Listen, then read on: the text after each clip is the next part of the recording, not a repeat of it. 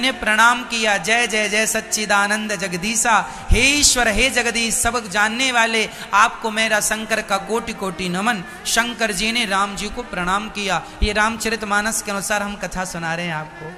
हाँ, शंकर जी ने प्रणाम किया किसको? भगवान श्री राम को। सती को लगा अरे आप किसे प्रणाम कर रहे हैं, किसे प्रणाम कर रहे हैं? शंकर जी बोले आप भी प्रणाम करो, ये वही भगवान है जिनकी अभी अभी आपने कथा सुनी है। सती बोली यदि ये भगवान होते तो इन्हें अपनी पत्नी का पता होता, इन्हें अपनी पत्नी का पता नहीं है, मतलब ये भगवान। सती को संदेह हुआ। शंकर जी बोले भाग्यवान, इन्हें तो कण कण का पता है, तो फिर ये रो क्यों रहे हैं? लीला कर रहे हैं, लीला। सती बोली ना, हम नहीं मानते। शंकर जी ने लाख समझाया पर माता सती नहीं मानी। क्यों नहीं मानी? क्योंकि माता सती के विनाश का समय नजदीक था। जब पत्नी अपने पति के कहने से ना माने, जब बेटा अपने बाप के समझाने से ना माने, समझ लेना कि अब विनाश का समय नजदीक है। सती नहीं मान रही है ना, शंकर जी समझा रहे हैं। शंकर जी कह रहे हैं मान जाओ ये भगवान है। नहीं मैं परीक्षा लूंगी। तो सती सीता बन के चली गई परीक्षा लेने। शंकर जी ने विचार किया अब सती का कल्याण होने वाला नहीं।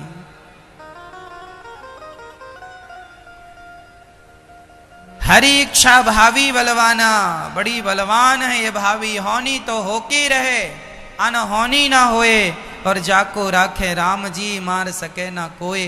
अब सती गई, सती सीता बन के गई, राम जी के सामने खड़ी हो गई, राम जी के सामने सीता बन के खड़ी हो गई। मैं आ गई रावण के पास से। सती को देखकर राम जी ने प्रणाम किया, माता जी प्रणाम। सती बोली आप हमें माता जी क्यों कह रहे हैं, हम तो आपकी पत्नी हैं।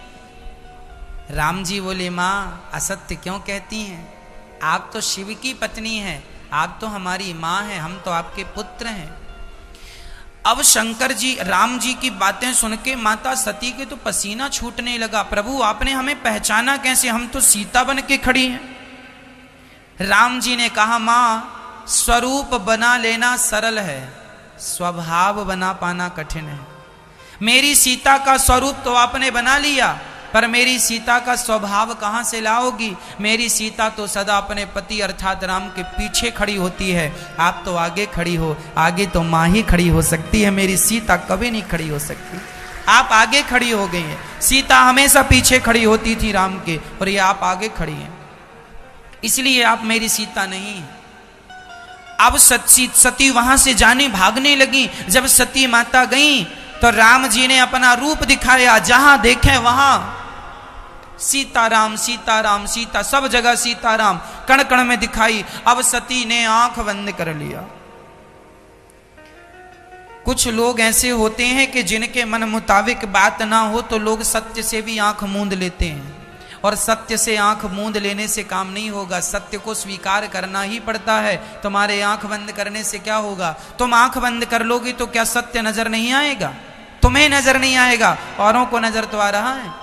सत्य से आंख बंद ना किया करो, सत्य से आंखें ना चुराया करो, सत्य से आंखें मिलाया करो। माता सती को लग रहा था कि ये सामान्य मनुष्य हैं।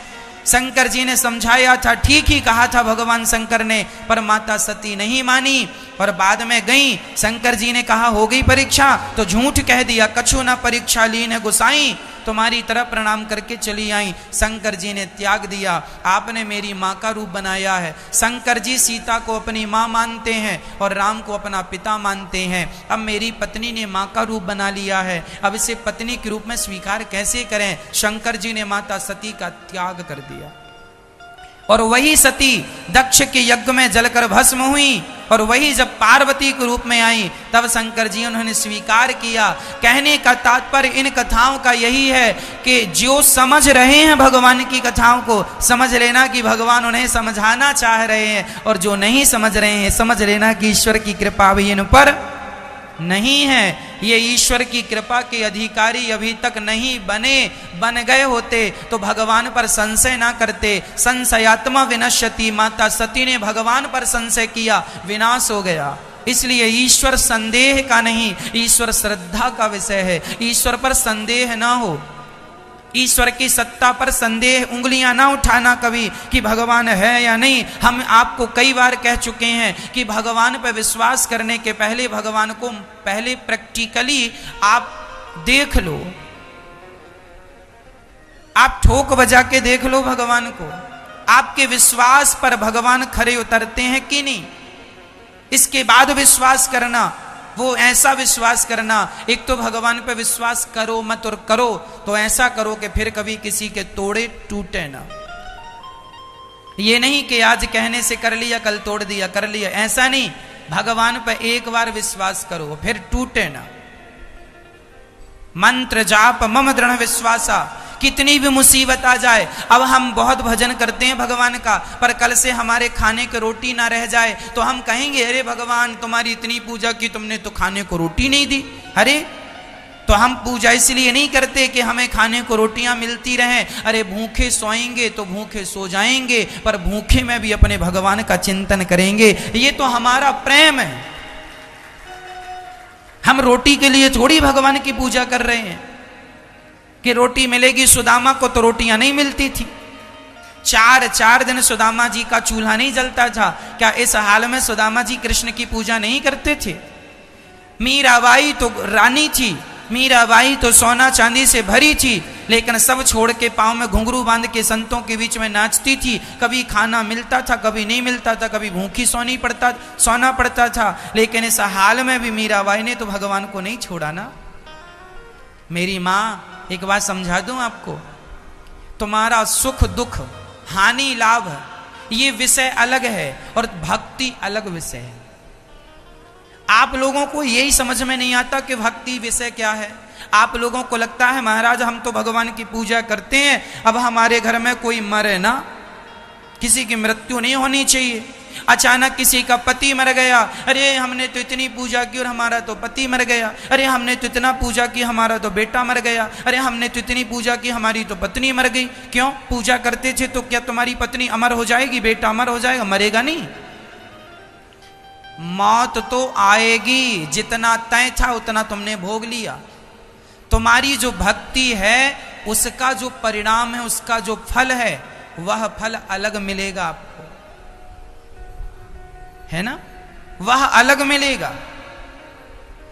एक आदमी बड़ा भजन करता था भगवान का, बहुत भक्त था, लेकिन उस भक्त के यहां ऐसी स्थिति आई कि उसके घर में चूल्हा नहीं जलता था, रोटियां नहीं थी, कोई रोटी की व्यवस्था नहीं थी, और वो रोज माला जपता था सीताराम सीताराम सीताराम। कि उसकी पत्नी कहती थी, ताना मारती थी, बड़ा भजन करते हो, खाने को रोटी तक तो देता नहीं है तुम्हारा भगवान।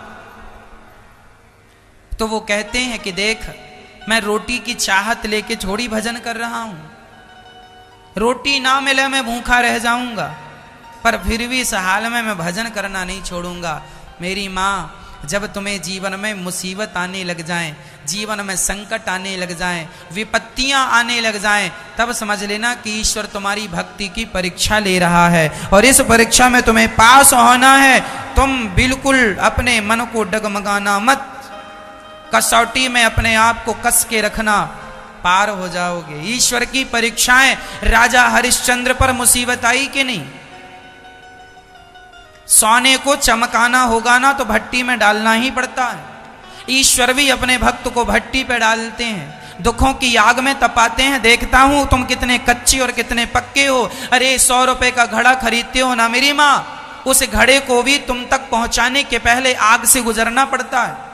कुम्हार भाई पहले घड़ा बनाता है, सुखाता है, फिर आग की भट्टी में डालता है, तपाता है, हाँ या ना? बिना तपाए घड़ा तुम तक आएगा तो वो घड़ा तुम्हारे काम का होगा ही नहीं। मिट्टी का घड़ा किस काम का जब तक पके ना। इसलिए आग से गुजरना ही पड़ता है। माता सीता को भी आग से गुजरना पड़ा, राम को भी 14 साल के वनवास से गुजरना पड़ा, पांडवों को भी 12 साल और 1 वर्ष के अज्ञातवास से गुजरना पड़ा। कौन है वो जिन्हें कष्टों से ना गुजरना पड़ा हो? यही कसौटी है। ईश्वर अपनी कसौटी में कस के देखते हैं तुम कितने कच्चे हो, कितने पक्के हो। मुसीबत आएगी, घबराना मत, ईश्वर आपके साथ है। हरिश्चंद्र पर मुसीबत आई, लेकिन उन्होंने अपना धर्म, उन्होंने अपना सत्य, उन्होंने अपना धैर्य नहीं छोड़ा। अंत में उनका कल्याण भगवान मिले कि नहीं? ये जीवन में जो विपत्तियां हैं, कष्ट है, यह हमारे धैर्य की परीक्षा लेने के लिए तुम कितने धैर्यवान हो, संकट में किस प्रकार इन मुसीबतों को डील करते हो। ईश्वर ये देख रहे हैं कि तुम कितने कच्चे, कितने पक्के हो। इसलिए मुसीबत आवे, शिकायत ना करना, बल्कि भगवान के चरणों की शरण ग्रहण करना। हे नाथ, इस मुसीबत से मैं अपने आप को नहीं बचा सकता, आप ही मेरे आराध्य हैं, आप ही मेरे ईश्वर हैं, आप ही मेरी रक्षा कीजिए। नाथ, मैं आपकी शरण ग्रहण करती हूं, करता हूं। जब प्रार्थना करोगे ना, तो भगवान मुसीबतें आने ही नहीं देंगे। इसलिए मेरी मां, क्या जरूरी है? क्या जरूरी है? विश्वास जरूरी है।